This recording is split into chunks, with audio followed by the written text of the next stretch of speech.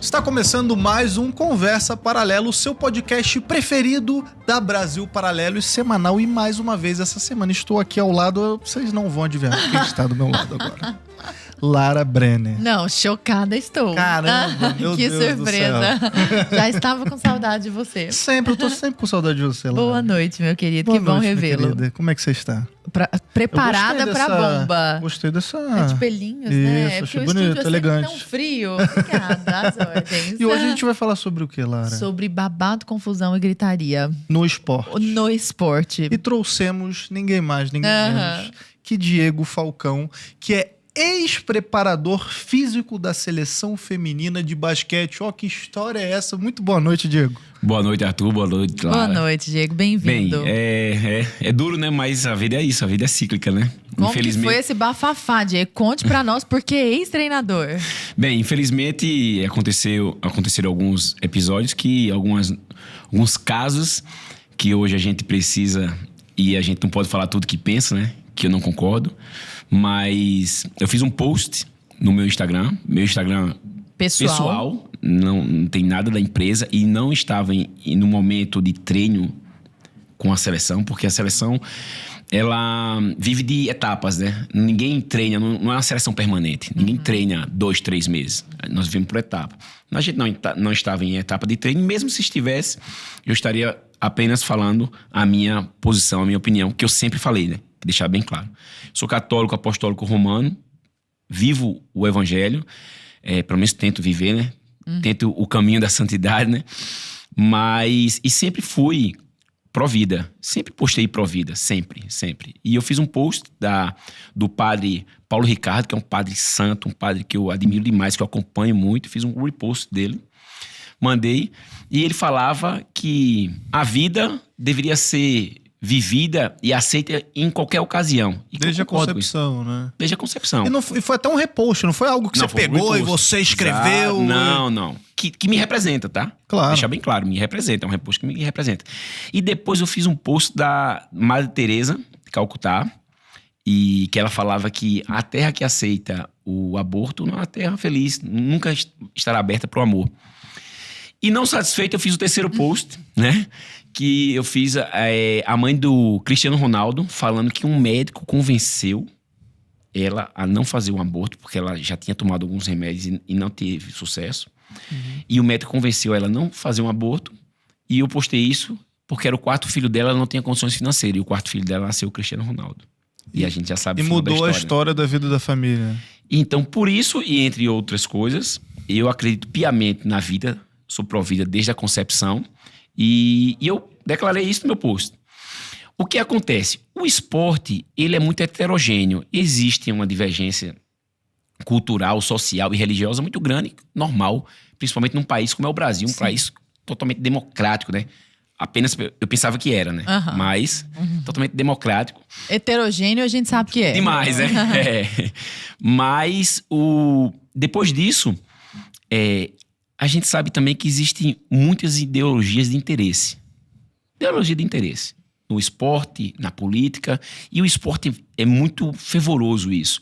O que acontece? Existem alguns blogs, alguns pequenos, até sites, assim, pequenos que acompanham o basquete feminino. O basquete feminino já é pequeno no Brasil.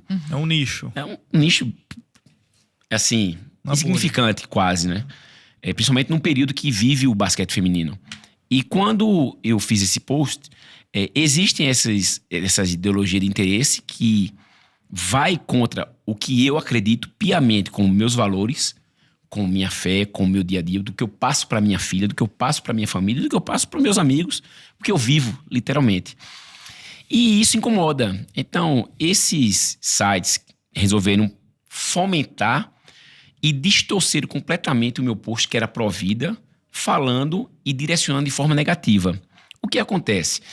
As meninas do basquete hoje, elas têm um acesso à mídia muito baixo. A mídia do basquete não é como a mídia do vôlei. O vôlei hoje já está há quanto tempo? Medalhista olímpico. O basquete é menor do que isso. O basquete vinha muito forte desde Paula, Hortência, Janete, Adriana, entendeu? Ela vinha até 2000, 2000 parou. Esse período já vinha acabando a mídia e o acesso ao basquete. Então, e essas meninas, elas procuram sites pontuais que falem da vida dela. Um desses sites que eu falo que tem uma ideologia de interesse, o que fez?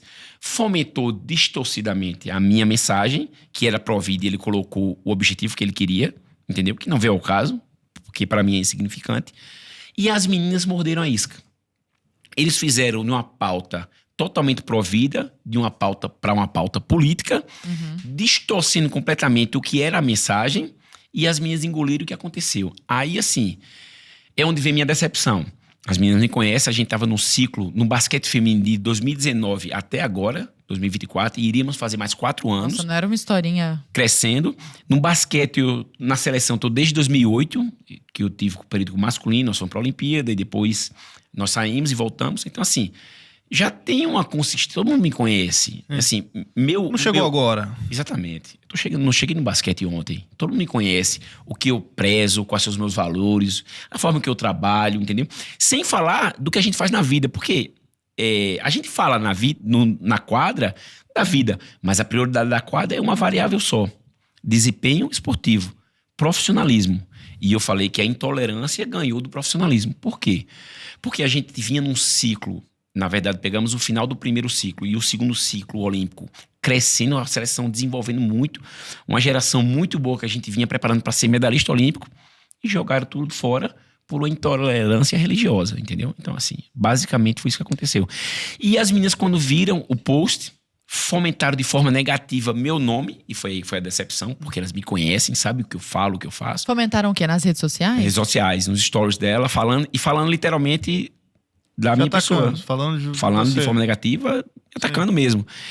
Como se você fosse contra a vida delas, por exemplo. Como fosse contra a mulher, muito pelo contrário, é uma proteção da mulher. E você tem uma filha, né? Tem uma filha, tem uma mulher linda e maravilhosa, uma filha linda e maravilhosa, tenho mãe ainda, imagina? E vivo no basquete feminino há 6 anos, entendeu?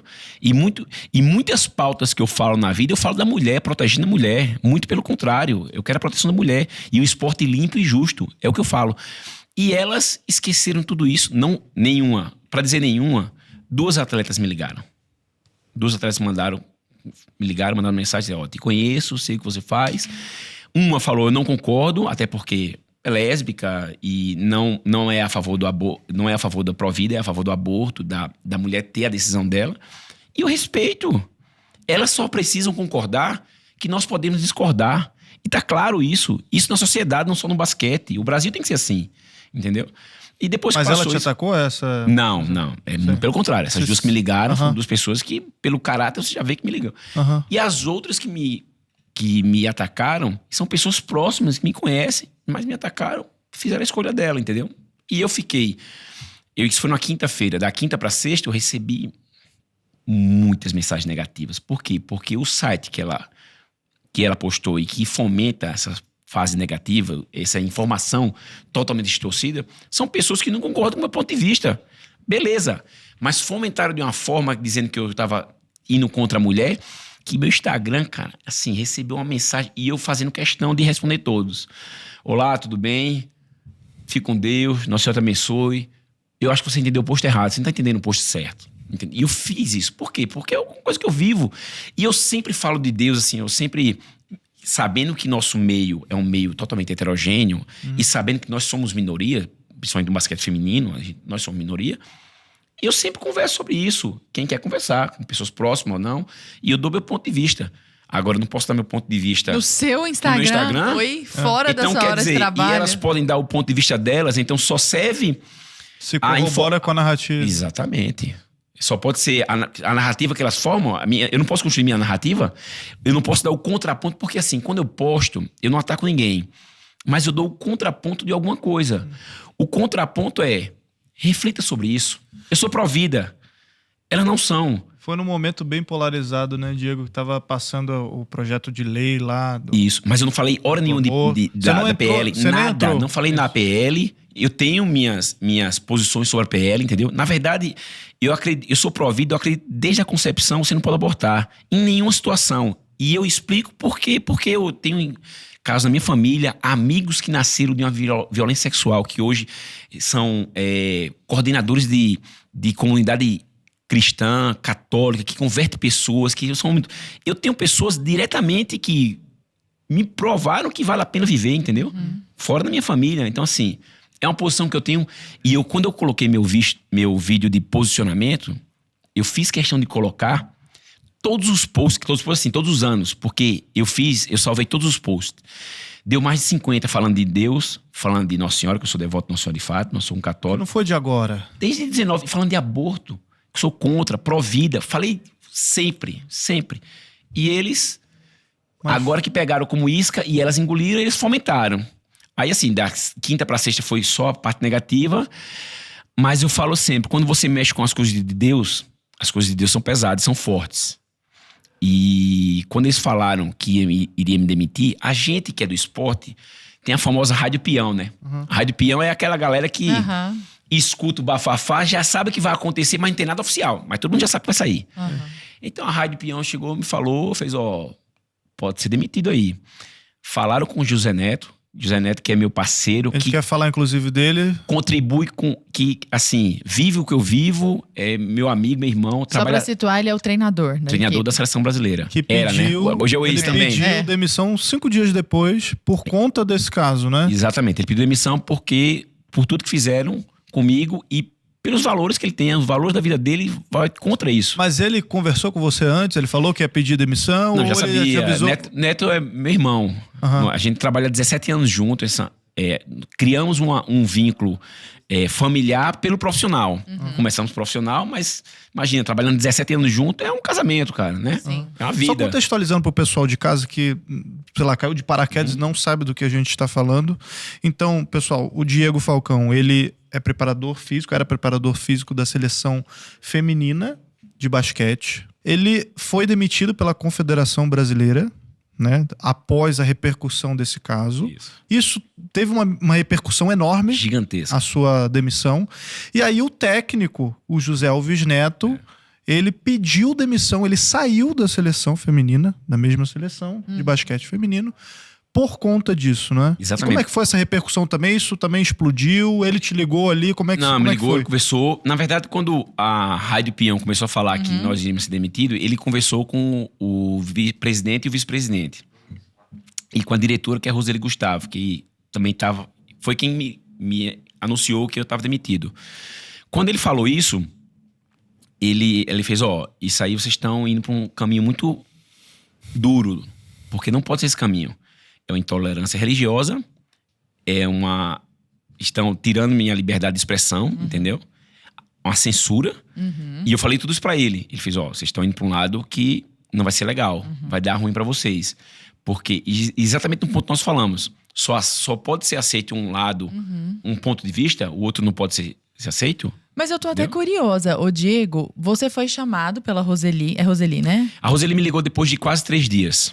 E ela falou o quê? Você está despedido porque você fez um post? Então, na verdade, na seleção hoje a gente não tem um contrato, né? Aí então não pode ser despedido, nem demitido, né? A gente foi retirado e não vai ser mais convocado. Aí eu perguntei por quê? Eu fiz, alguém precisa se responsabilizar. Porque isso é uma informação negativa que pode ir para a sociedade. Imagina, hoje sou eu na seleção brasileira de basquete. Mas se isso vai para a sociedade, cara, pode ser amanhã você também. Por quê? Porque você não pode ter seu ponto de vista. Não existe democracia. Qual que é o motivo, né? Entendeu? Democracia. A gente precisa conversar sobre a diferença, entendeu? E eu perguntei, qual foi o motivo, Roseli? Porque assim, motivo profissional, eu tinha certeza que não era, mas eu perguntei, existe algum problema profissional? Não. Eu deixei de entregar alguma parte de alto nível do esporte? Não. Eu tive algum fato que causou algum constrangimento com as atletas? Não. Eu fiz, então você está isentando tudo da parte profissional e está dizendo apenas que eu estou fora por quê? Pelo meu post? Ela, não foi post. E foi por quê? Aí ela falou, não, pelo clima que criou. Eu fiz, mas o clima que foi criado decorrente do post. Aí ela, então assim, ficou sem justificativa e eu fiz, mas me diz quem pediu para me ligar. Você tá me ligando porque alguém pediu. Quem me demitiu? Eu preciso saber disso, porque isso não existe. E isso aí, alguém precisa pagar por isso. Porque existe um presidente que é uma figura maravilhosa, entendeu? Porque você é uma pessoa boa, que ajudou bastante o basquete, que vem ajudando. E eu falei isso em todas as entrevistas. Mas eu acho muito difícil, não conversei com ele ainda, a secretária dele já me ligou, até hoje mesmo, ligou falando que eu vou conversar com ele, que ele vai me chamar, porque ele é um empresário, tem muitas coisas na frente, não teve tempo ainda, eu acho que também estão refletindo o que vão fazer, né? Porque já viram que já viu que o tiro saiu pela culatra, né? Bem, mas o presidente é um cara muito certo, então não sei se saiu dele, e se saiu ele foi direcionado por alguém, e eu perguntei ao Zeli quem foi que direcionou. Então até hoje eu não sei ainda, mas eu vou descobrir. Então não conversei ainda. Você disse que o tiro saiu pela culatra, por quê? Pela repercussão? Como é que foi? Porque eu acho que eles não esperavam a repercussão, para mim, no caso, positiva e para eles negativa. Eu acho que eles pensavam que, vamos aí tirar... Tem uma horda de gente reclamando, então vamos eliminar o problema. Exatamente, entendeu? Exatamente. E assim, apesar de eu ter uma consistência muito grande no esporte e um respeito muito grande, a gente já brigou muito na confederação, não na confederação, no basquete feminino, para mudar o nível, entendeu? Para mudar a mentalidade mesmo, do jeito que a forma que vive, vamos lá, vamos mudar o nível. A gente precisa, pra gente ganhar uma medalha olímpica, nós precisamos não só evoluir o basquete, a gente precisa evoluir fora. Porque a quadra é um reflexo do que você vive fora. Se você cuida do seu dinheiro, o que você lê, o que você assiste, o que você interpreta, como você conversa, como você chega, e você tem diferença. Se você olhar hoje o nível que o vôlei se expressa e se expõe na internet, é um nível que está muito acima do basquete, do handebol, do futebol feminino, muito acima. Por quê? Porque as jogadoras do vôlei hoje, você tem que entender que elas são muito mais preparadas a lidar com a imprensa, a entender a lei, a forma de falar. É diferente, infelizmente. Nós precisamos evoluir. E a gente sempre falou isso. E elas evoluíram bastante. Eu acho que elas foram infelizes porque elas caíram numa isca de um site, de um blog, de uma ideologia de interesse muito pesada, entendeu? E perderam a mão. E a sua convivência? Porque se elas tiveram esse tipo de atitude e fizeram esse tipo de pressão para que você fosse mandado embora, é porque elas têm uma posição, um conjunto de valores muito diferente do seu. E isso no dia a dia não estourava? Não, assim, a gente sempre soube um dos valores do outro. Todo mundo sabia. Todo mundo sabe o que eu penso, que eu sou uma pessoa religiosa, que eu vivo o evangelho, que eu rezo, que eu falo de Deus, todo mundo sabe. Entendeu? Que eu sou contra o aborto, que eu sou pró-vida. Fato. Elas sempre tiveram uma posição em muitas dessas contrárias. Não todas, mas muitas. E a gente sempre conviveu bem demais.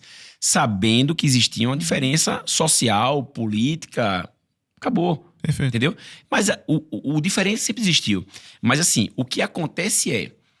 Nós, desde o primeiro ano que nós entramos no basquete feminino, a gente entrou chocando mesmo, mas chocando de forma de treinamento, de rendimento, de métricas, porque não tinha. E você sem métrica no esporte, você não ganha. Então assim, a gente chocava com elas muito, mas chocava para ela ficar melhor, para ficar mais magra, para ficar mais forte, mais rápida, para melhorar o jogo, para estudar mais basquete, para estudar e vivenciar o basquete de alto nível, porque nós queríamos ganhar a medalha olímpica. Isso, com certeza, nós chocamos mesmo.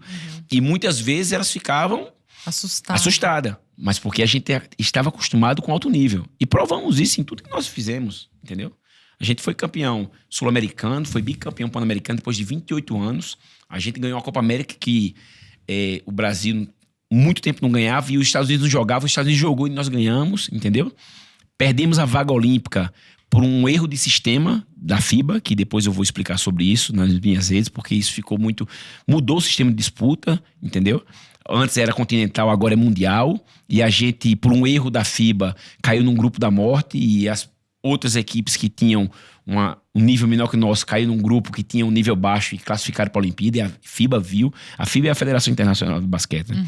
Então, e isso causou pra gente não ir para a Olimpíada, mas o nível técnico, o nível de jogo, o nível do que nós entregamos, isso aí é claro, isso é fato, não dá pra não observar, é impossível, não dá pra criar narrativa, entendeu?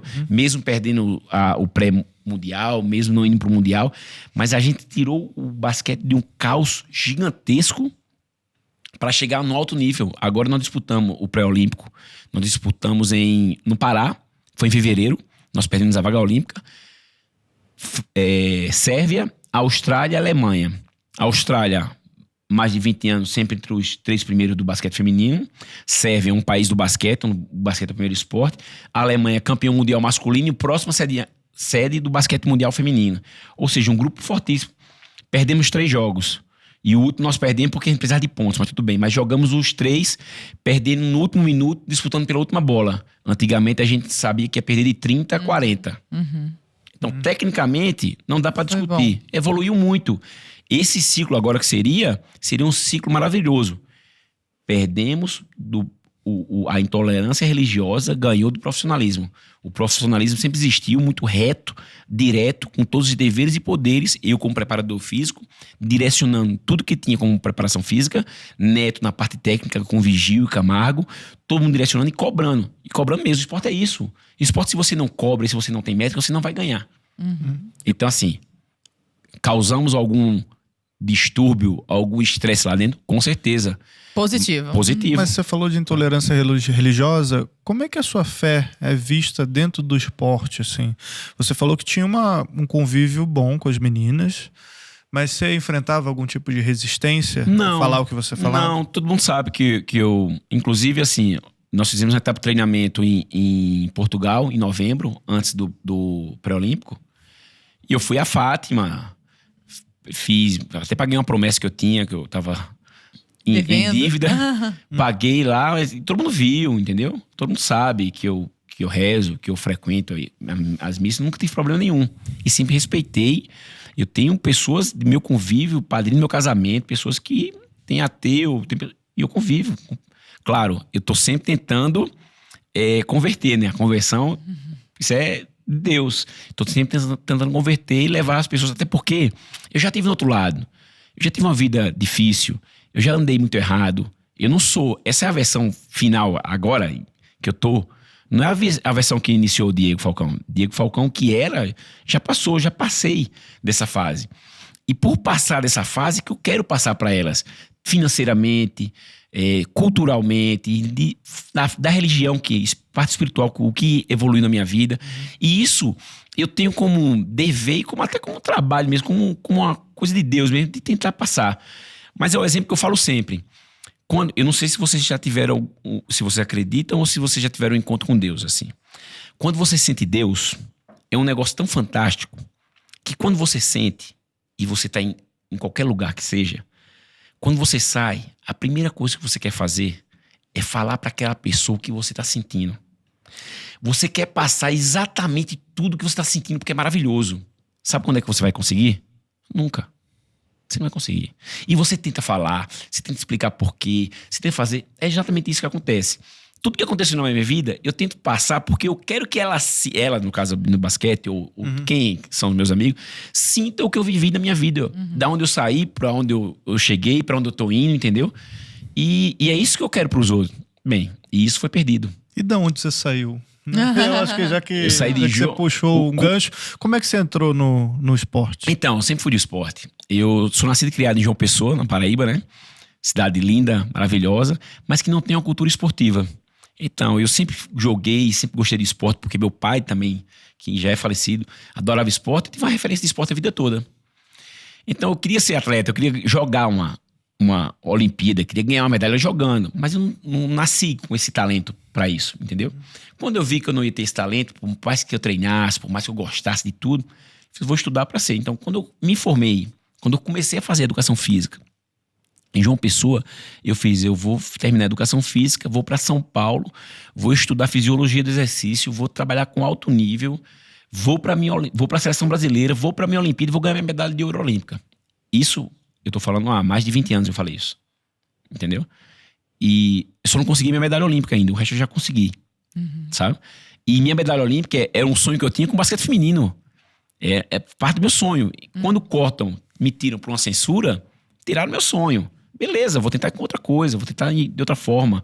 Não vai acabar meu sonho. Mas cortaram um sonho que eu tava planejando há 6 anos e engolindo muita coisa pra gente ter o direcionamento certo, porque a gente estuda e viveu isso. Já estamos há 20 anos já no alto nível, já disputando todos os tipos de campeonato. A gente teve uma passagem muito vitoriosa no Flamengo, ganhamos um campeonato do mundo, inclusive de clubes, que no Brasil só tem 2, o Flamengo e o Sírio.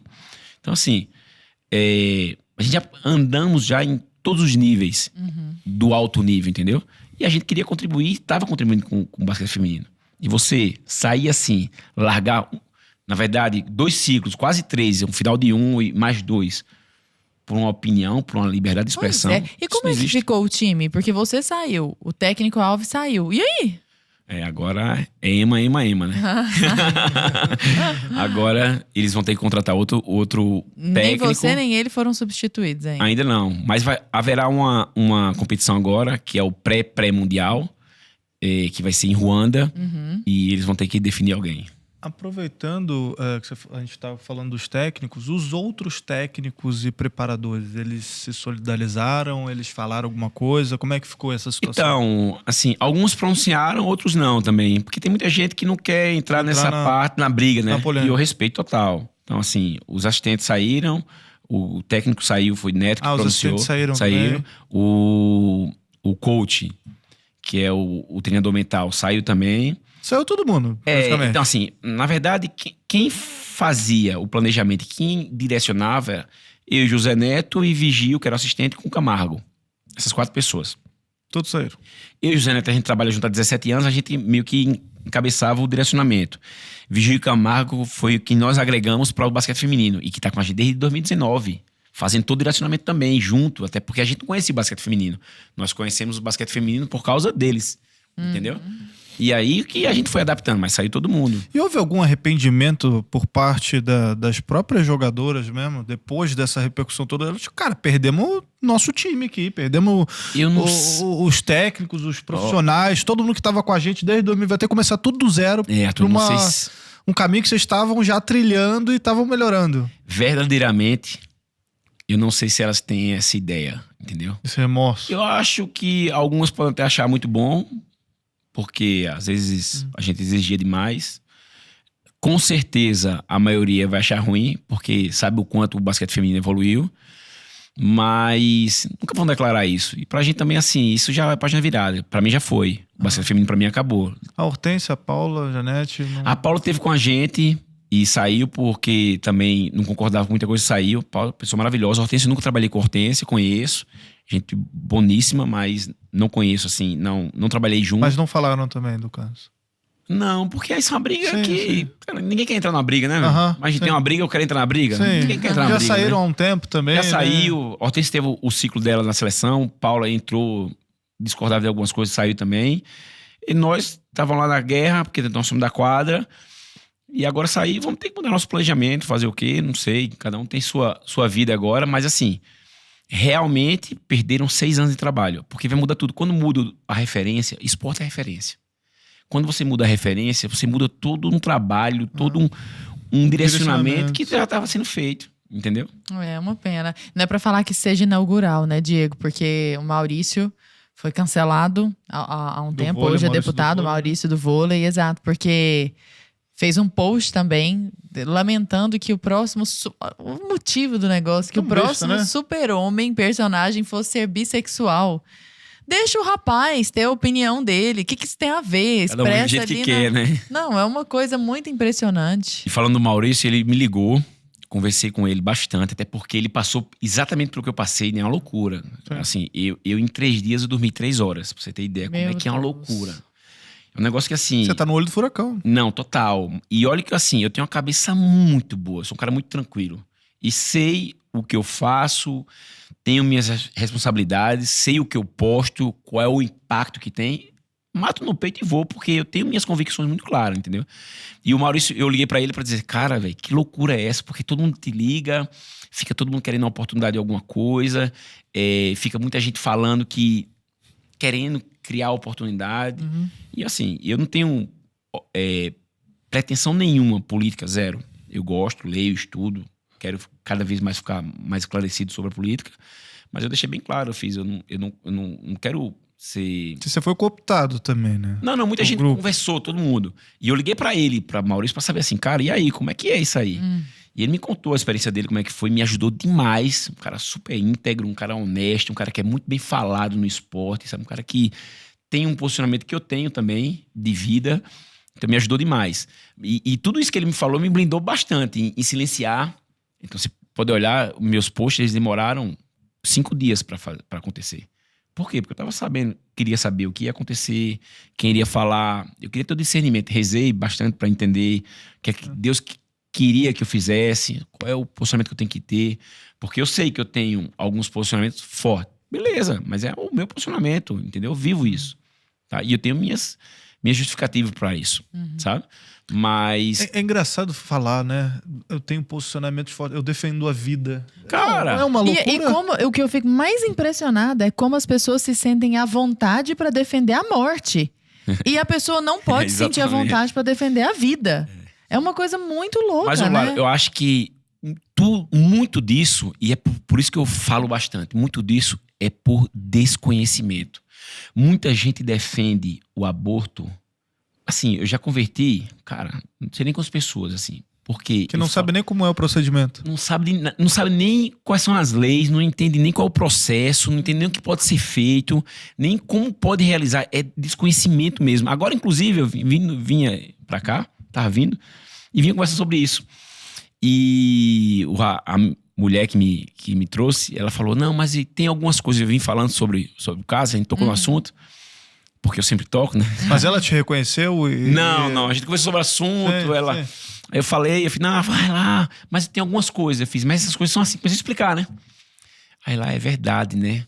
E muita gente não sabe disso, porque desconhece, entendeu?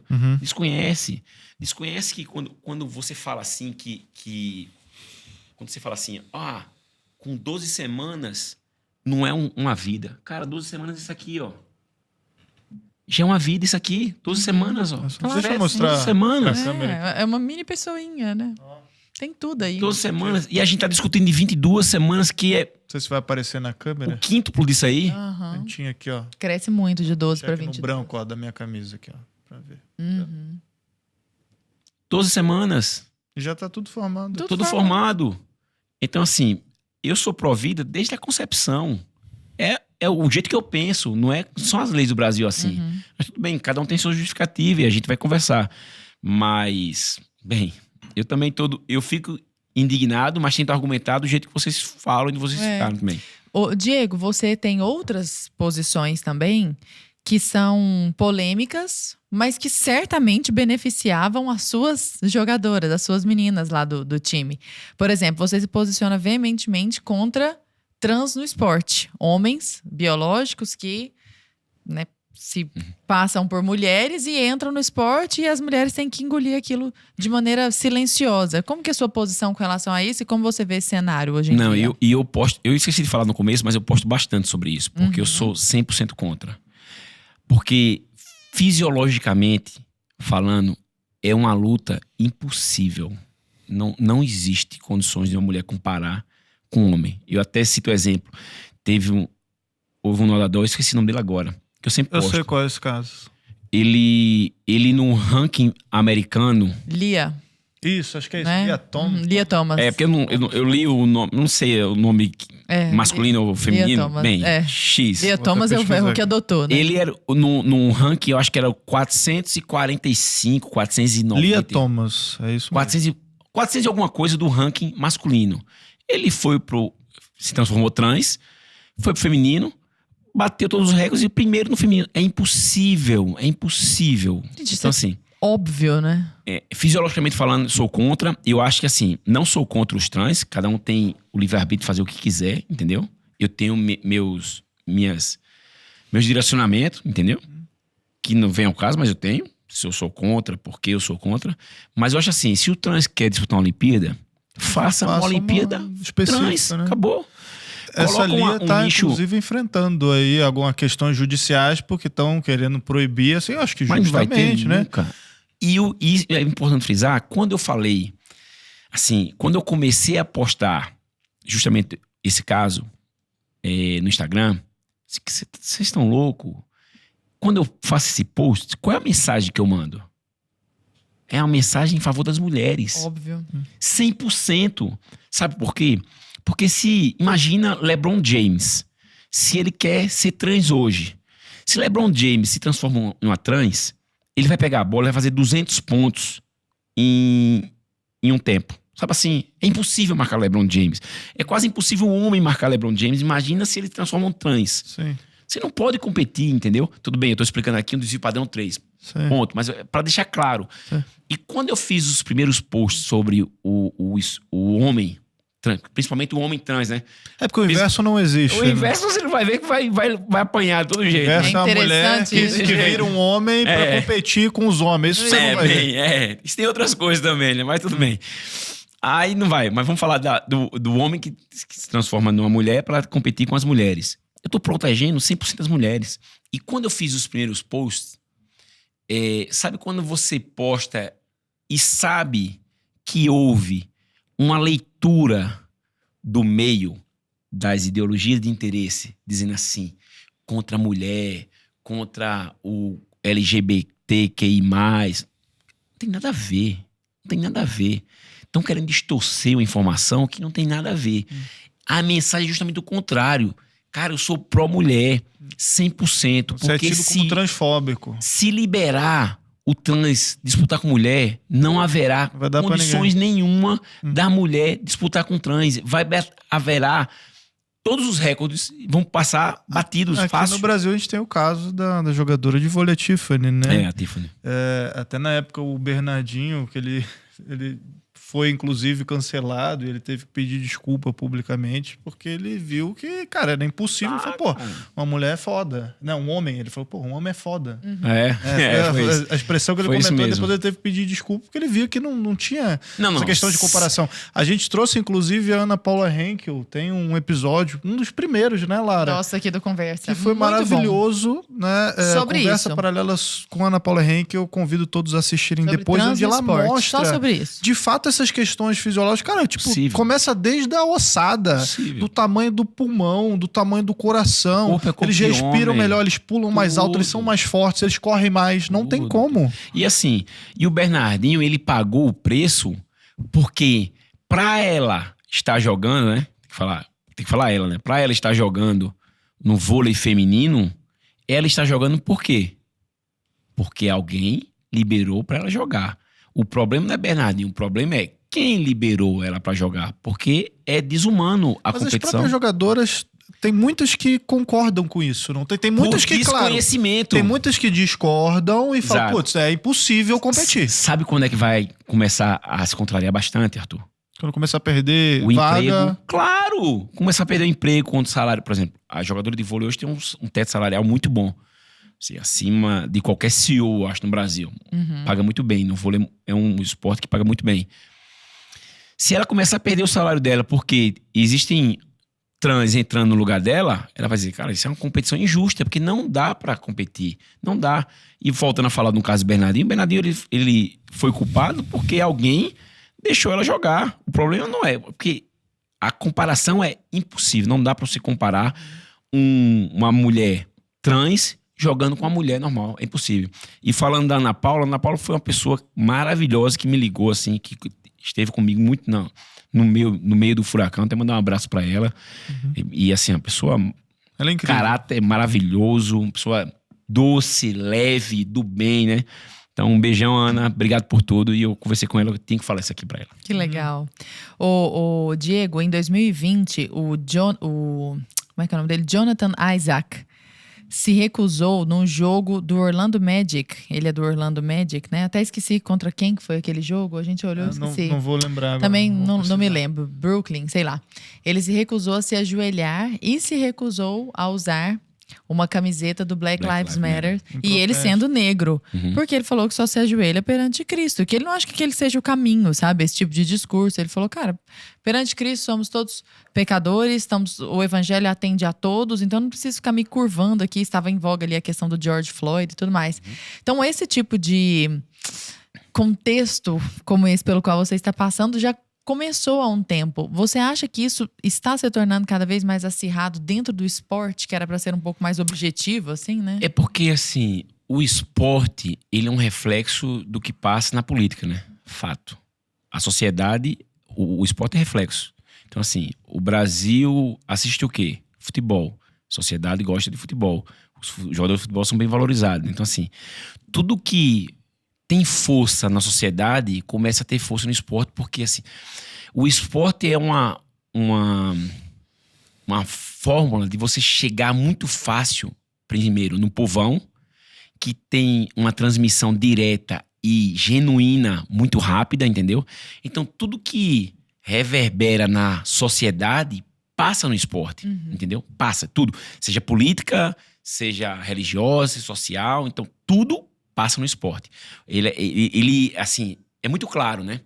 É muito sincero, muito rápido. Então, Ele absorve. Assim, na hora. E é muito eminente. É tanto que no esporte, geralmente, se você ganha, você fica, se você perde, vai embora. Tem jeito. Quem tá empregado é quem ganha. Quem perde, tá fora. Geralmente é assim. No futebol, mais. É uma loucura, mas no futebol, mais. Porque é muito genuíno, é muito claro. Perdeu, tá ruim. Ganhou. Tá bom. E o que reflete na sociedade passa pro esporte. Então, assim, e eu volto a falar exatamente da parte do desconhecimento. Ele não se ajoelhou porque ele tem o conhecimento, ele sabe o que ele vive, ele sabe os valores que ele vive, ele sabe como ele trata um negro, um branco, um pardo, um russo. Que não é protestando ali que vai... Não vai ser nem pela cor da pele, nem pelo que ele acredita, que vai mudar a forma que ele vai conviver e direcionar com essa pessoa. Por isso que ele não se ajoelhou, entendeu? Eu faria o mesmo. Sim. Pra mim, é totalmente indiferente se eu dou treino para um atleta negro, para um atleta branco, loiro, não muda nada. Eu só observo, a única variável é rendimento, treino, basquete, qualidade, o que é que ele vai fazer, o que é que ele pode melhorar. Nunca. E eu acho que a pessoa tem que ser isso na vida. Até mesmo se você não concordar com as posições dele. Entendeu? Eu fui para um campeonato que é a Basketball Africa League. Eu fui no Egito. O Egito é um país muçulmano. Eu sou cristão. E lá, muçulmano, assim, existe uma luta ferrenha e perigosíssima, entendeu? Com os cristãos. Na verdade, existe um bloqueio dos cristãos. Ele quer que todos os cristãos fiquem caladinhos, entendeu? Porque a maioria da massa no Egito é muçulmano. E eu fui para um campeonato em Ruanda, inclusive, onde vai ter o campeonato da seleção. Fui um campeonato em Ruanda, com Petro de Luanda. Eu estava trabalhando na África, em Angola, e fui lá. Chegando lá, eu comecei a conversar com muitos muçulmanos. E a gente falando e estava tendo uma palestra sobre brand, sabe? Não, qual é a marca mais forte do mundo? Coca, Nike, Apple. Começou a falar, né? E eu calado lá. E eu vi que existia muitos muçulmanos na sala. E eu convivendo com todos, conversando com todos. Aí depois eu perguntei, né? Eu sei que o cristianismo é muito maior no mundo do que o muçulmano. Mas o muçulmano deve ser 30%, o cristianismo deve ser 37%. Aproximadamente isso. Eu errei por pouco, mas é mais ou menos isso. E depois as outras vêm bem abaixo. E quando começaram, eu fiz... E quem estava explicando, dando a palestra, era uma negra muçulmana. Aí eu fiz, para você, qual é a marca mais forte do mundo? Porque uma marca, quando é forte, ela mostra o quê? Sentimento. Você olha para ela, você sabe o que ela está te passando, os valores, não é? O que ela faz exatamente nisso no trabalho. Fez o quê? Quando você olha uma marca, você vê tudo isso. Qual é a marca mais famosa do mundo? Aí é uma Apple, outro Coca, outro Nike. Aí eu não. Aí tem um flip chart lá, né? Eu me levantei, peguei uma caneta. Eu fiz a marca mais famosa do mundo, ela passa tudo muito rápido, em apenas 2 traços. E fiz uma cruz no Egito. Por quê? Porque eu me posiciono como cristão sempre. Vivendo perigosamente. Nossa. Exatamente. Fiz uma cruz. Aí todo mundo olhou, a metade da sala aplaudiu, a metade ficou com raiva de mim, falando, não. Fiz, não. Vocês podem não concordar, não tem problema, e a gente tá aqui conversando. Mas vocês têm que admitir que toda pessoa muçulmana, quando olha a cruz, sabe o que é que significa aquilo. O amor, a renúncia, o perdão que Cristo passa.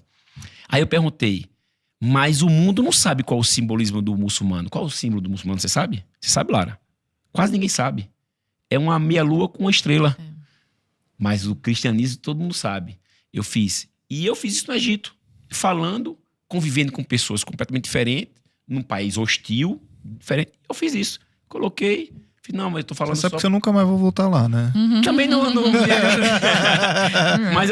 Mas eu quero falar que existe democracia, você pode falar a sua opinião, não tem problema nenhum. E eu sempre falei, Eu sempre me posicionei. Aí- Perante Deus, eu me posiciono mesmo. Perfeito. Ainda sobre essa questão que a Lara levantou do Orlando Magic, do Jonathan Isaac, do protesto dentro de quadra, tem uma discussão que rola nos bastidores e tal, a respeito de se o jogador, seja ele de qual esporte for, se ele deve se posicionar, se ele deve mostrar isso dentro de quadra ou se isso é algo que deve ser feito só, sei lá, às vezes na rede social dele, porque realmente o mundo ficou tão polarizado que isso foi pro esporte, se associa já aos jogadores, esse aqui votou no fulaninho, esse aqui votou, fez o outro sinal ali, né?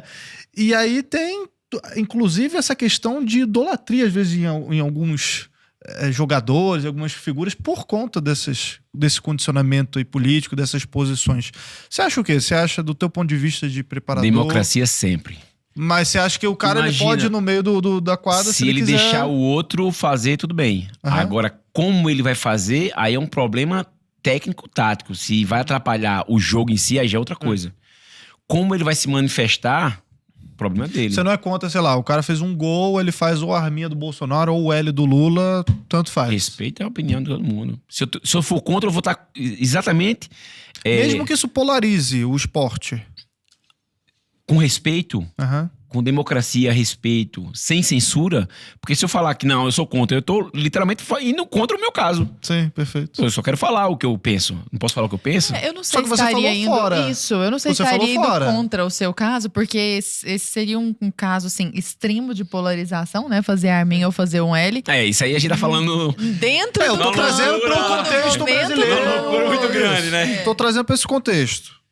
De estar dentro Eu não sei, de eu quadra, nunca pensei né? nisso, Arthur, mas assim, eu acho que os diferentes, as diferenças têm que serem Sim, perfeito. conversadas sempre.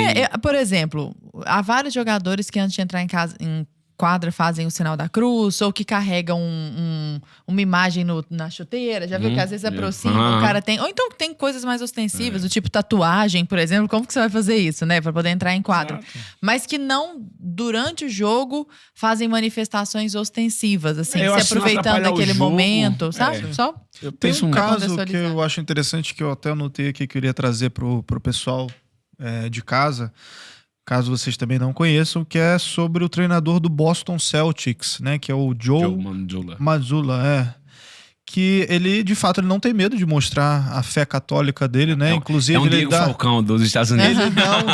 Ele dá treinamento, inclusive, com terço na mão, isso já foi visto. Ele participou de várias coletivas de imprensa, né? Olha só. E ganhou, né?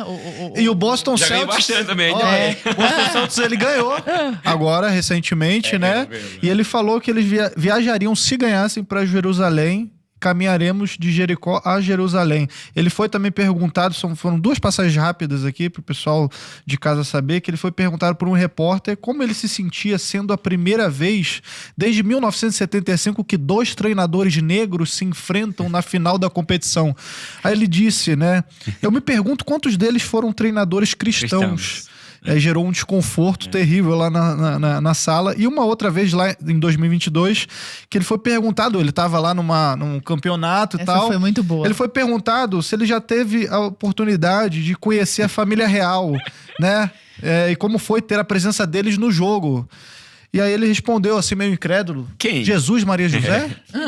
Não, só desculpa, eu só conheço essa família real, assim. E aí também gerou um desconforto. Torta de climão. Só que ele foi um cara que, diferente do Jonathan Isaac lá, que foi extremamente boicotado, ele é um cara que agora ganhou com o Celtics e tá sendo ovacionado aí também por um time. Como é que você vê essa... Houve uma certa mudança ou só porque ele ganhou mesmo? Que o cara... Não, eu acho assim que a verdade e o azeite vêm sempre por cima. Não tem jeito. O azeite... Vem sempre Nunca tinha por cima. pensado que o azeite vem A sempre... verdade é também. verdade. Pode demorar um pouquinho, mas vem sempre. E assim, o cristão por natureza, ele faz o bem, sem ver a quem. E vive isso. Quando a pessoa é cristã, ele vive isso. Todos nós erramos, não existe santo, todos nós temos nossas diferenças, nossos erros, mas o cristão, que ele vive o evangelho, ele vive para fazer o bem, entendeu? E ele é um cara negro que não tem problema nenhum com isso, porque o cristão não tem. O cristão quer fazer o bem, independente do que eu falei agora, independente da sua cor, do que você acredita, do que você vive, entendeu? Quero o respeito e fazer o bem, sem olhar quem. Agora, claro, se você me der a oportunidade de conversar sobre o que me faz bem, eu vou falar. E com certeza o Joe fala isso também. Ele é um cara que não nega a fé dele, ele chega mais cedo, reza o texto, reza o rosário dele na quadra. É um cara que vive a fé, é um cara que mostra a fé, entendeu? Ele, assim, claro, não tem como comparar Diego Falcão com o Joe Mazzulla, que ele é o cara campeão da NBA hoje. Tudo bem que ele foi campeão agora, mas ele já vem construindo a carreira dele há muito tempo. Sim. Com os mesmos valores. É uma inspiração. Com os mesmos valores, com os mesmos direcionamento, Exato. com tudo que a gente acredita. É porque eu sei que ele acredita a mesma coisa que eu acredito, entendeu? Se você entregar isso aqui pra ele, eu sei o que ele vai falar. Eu tenho certeza, sem dúvida. Nem conheço ele. Espero um dia conhecer, mas não conheço. Mas se eu entregar isso aqui, ele vai saber o que ele vai falar. Eu falei, não, isso aí é uma vida. Entendeu? E eu acho que ele conseguiu o respeito pela naturalidade, pela normalidade, pelo jeito que ele vive. Acabou. É isso. Acabou. É aquele negócio, eles só precisam concordar que nós podemos discordar. Tá tudo certo. Diego, conta pra nós um pouco do Falcão Team. Que projeto é esse? Esse é um projeto muito especial. Eu tenho alguns pensamentos um pouco fora da caixinha, sabe?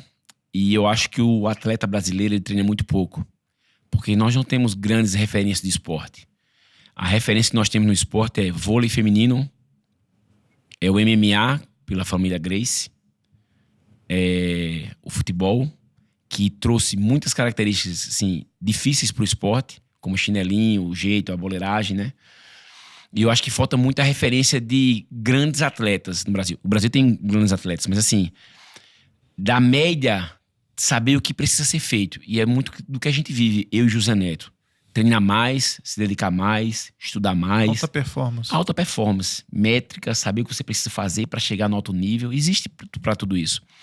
E o Falcão Team é um projeto que eu tenho que eu levo muito mais do que treino. Eu levo muito do que eu falei aqui, da minha filosofia de vida.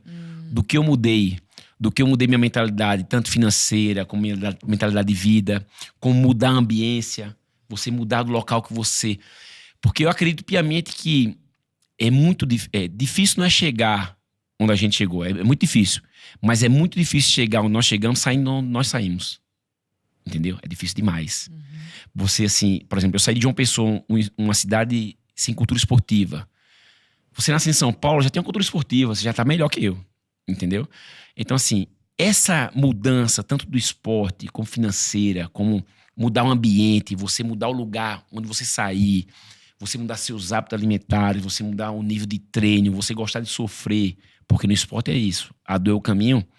São coisas que eu acredito piamente. E que eu tento passar para meus atletas num treino, num time, numa temporada. Que tem tudo a ver com o cristianismo, o lance do sofrimento. Total. E isso, numa temporada, dá para você fazer, mas não dá para fazer de forma perfeita.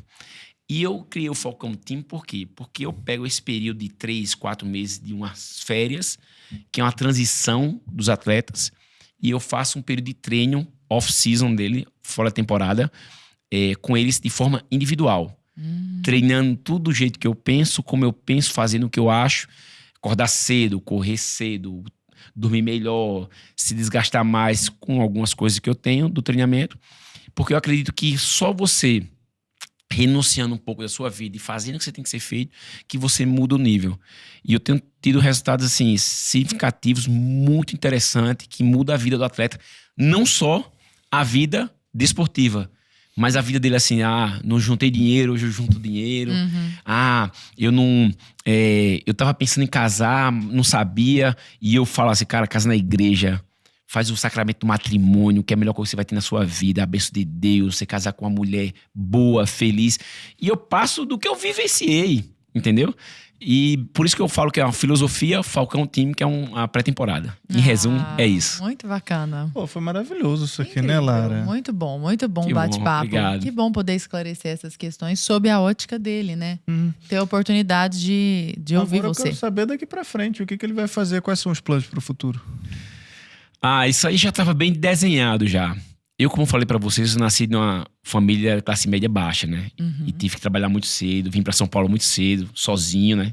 Ganhar essa selva de pedra aqui, que me deu tudo que eu tenho. Mas eu nunca tive a oportunidade de fazer um intercâmbio. E agora eu tô programando um intercâmbio pra fazer, pra melhorar meu inglês. Eu preciso pensar em inglês, né? que quem fala inglês tem que pensar em inglês. É. Eu só me comunico, eu preciso pensar em inglês. Quero pensar em inglês e tô indo pra Austrália fazer um mestrado e um doutorado. Sair um pouquinho daqui, ver um pouquinho de esporte de alto nível, um país organizado, um país que pensa diferente do Brasil. Sair um pouquinho da casinha também, levar um pouco da nossa casinha pra lá também, pra que tentar evoluir os australianos. E depois, quem sabe, voltar pra cá pra fazer uma diferença no alto nível, como preparador físico, como gestor esportivo também, que eu gosto muito da parte de gestão. Vai com a família, Diego? Com todo mundo, graças a Deus. Já sabe quanto tempo vai ficar lá? O tempo que Deus quiser. É, gostei. Maravilha. E como é que as pessoas encontram você nas redes sociais? Nas polêmicas, redes sociais. Agora tá bem famoso, né? Assim, Cresceu? Deu uma crescida? Não, cresceu demais, assim. E eu nunca procurei isso, mas assim, a gente não pode desprezar, né?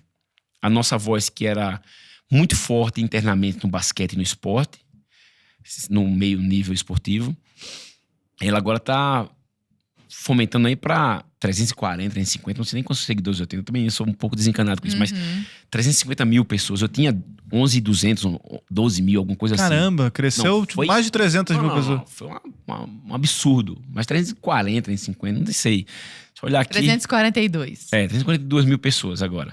Então, assim. E agora com o podcast vamos chegar em 500, né, galera? Ê, meu povo, meu povo. Eu não posso desprezar isso aí, entendeu? Assim, e agora eu vou falar tudo que eu falei aqui pra vocês, e que eu falava pra 12 mil, e que eu falava para meus atletas, do que eu acredito, de ser cristão, de viver em Deus, de ter um matrimônio forte, de você cuidar do seu dinheiro, de você entender de política, estudar, saber ler para se posicionar. Eu vou falar agora pra 350 mil pessoas. Espero que daqui pra frente mais, né? Coisa boa. Mas é isso. Foi bem-vindo esse cancelamento no final das contas, No tá final vendo? das contas foi muito bom. Quando você mexe com as coisas do céu, as coisas do céu, ele responde na hora. Deus nunca desampara o filho dele. Coisa boa. Diego, eu queria que você desse uma mensagem final pro público de casa. Sua câmera é essa aqui. Opa! Quero Mensagem final? que você fale pro público de casa, então, uma mensagem, né, de tudo isso que você viveu e às vezes alguém tá passando também por uma situação que tá segurando, né? Então ela tem uma fé, por exemplo, e aí fica naquela espiral do silêncio. O que você diria para essas pessoas? Eu diria assim, primeiro sempre se posicione. O silêncio dos bons é que incomoda bastante. A gente precisa falar. E o mundo do jeito que tá polarizado, né? A gente precisa se impor e falar o que a gente pensa, porque senão fica apenas uma mensagem e uma verdade só. A gente precisa ter o contraponto e dizer a nossa verdade também. Já tem muito barulho dos maus, né? Exato. O silêncio dos bons incomodam. E eu nunca silenciei. E agora eu não vou silenciar menos ainda. Mas uma mensagem que é uma filosofia que eu levo de vida é: faça o bem sem olhar quem. Porque Deus honra na hora. Na hora. É o que eu levo minha vida. Maravilha, Lara. Muito obrigada. Agradecemos imensamente. Seja sempre bem-vindo Eu aqui. que agradeço demais a oportunidade de falar, de esclarecer e falar um pouco do nosso trabalho, tudo que a gente construiu no esporte, e para que futuramente todos acompanhem, que vem coisa boa por aí. Show de bola. Pessoal de casa, então, até o próximo Conversa Paralela. Boa, Muito boa noite, meu Lara. querido. Até a próxima. Beijo pra você de casa. Nós vamos ser um negócio mais revolucionário do mundo, porque vai ser grande e ainda vai fazer o bem. A gente encontrou, talvez, um modelo de organização para influenciar a cultura, talvez o nosso modelo, dos nossos valores. Não tem como você produzir um efeito na sociedade sem trabalho, sem mão de obra. E eu, o Lucas, o Felipe, desde faculdade, desde novo, assim, a gente tinha sonho de empreender, se sentia numa outra vocação, assim, né? E eu dizia, cara, eu não quero fazer uma ONG que vai receber dinheiro, porque daí eu vou... Né? Esse modus operandi tem alguma coisa que não fecha. Tinha uns 10 mil reais ali guardado, botamos esses 10 mil reais, depois surgiu mais 13 mil e pouco. Ao todo, a gente investiu do bolso 13.800 reais. E ao todo, pegamos 94 mil reais de empréstimo. Então, foi isso, o investimento da Brasil Paralelo. Não tinha chance de dar certo esse negócio. E o que a gente fez? A gente falava assim, olha, tem alguns princípios. Primeiro, negócio privado. Tem que ser atrativo para as pessoas todas que não estão interessadas pelo tema. A gente tem que despertar novas pessoas para esse negócio aqui. Não pode receber dinheiro público, porque a gente já viu o embrulho que isso gerava, a dependência total sempre. A gente queria fazer algo que a gente acreditasse filosoficamente também, tinha essa pegada. Então a gente sempre... Até hoje, a gente nunca Nunca fizemos um apoio a nenhum político. Mesmo as nossas críticas sempre são críticas históricas, ponderadas, etc. Conscientes, não é uma coisa fervorosa, ideológica. E nós tínhamos esse perfeccionismo de fazer um negócio que fosse didático, como era essa apresentação aqui. Olhou para as pessoas e falou assim, olha, isso aqui vai ser o maior negócio de conteúdo do Brasil, talvez do mundo. Nós vamos ser o negócio mais revolucionário do mundo, porque vai ser grande e ainda vai fazer o bem. Brasil Paralelo. Brasil Paralelo. Brasil Paralelo. Brasil Paralelo. Brasil Paralelo. Entramos em evidência aí no Brasil inteiro, viemos para São Paulo. O crescimento do negócio todo ele foi financiado com lucro.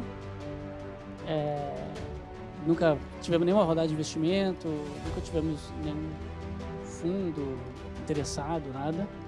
A nossa área de produção é muito eficiente, comparada ao mercado de audiovisual em geral, né? A gente faz aí 2, 3 meses, né? Você levanta um filme, às vezes gasta 200, 300 mil no máximo e geralmente algumas milhões de pessoas assistem. Produzimos mais documentário que qualquer produtora dessa que pegou dinheiro do Estado. Sempre mais baratos. Então, sempre mais barato, sempre com muito mais audiência, sempre mais rápido e com conteúdo bom. A gente acredita que a educação através do entretenimento é um belo caminho. No fundo, hoje a gente percebe que a gente é uma empresa de educação, mas de uma nova educação. Né? Uma empresa que olha para esse mundo de entretenimento, de vídeos, de internet e fala assim, olha, nós vamos educar através disso aí. Como é que eu vivi até agora sem alguns conhecimentos que aprendi com vocês? Eles são como se fosse uma luz, né? Em contraponto, é de extrema importância. A gente educa com entretenimento.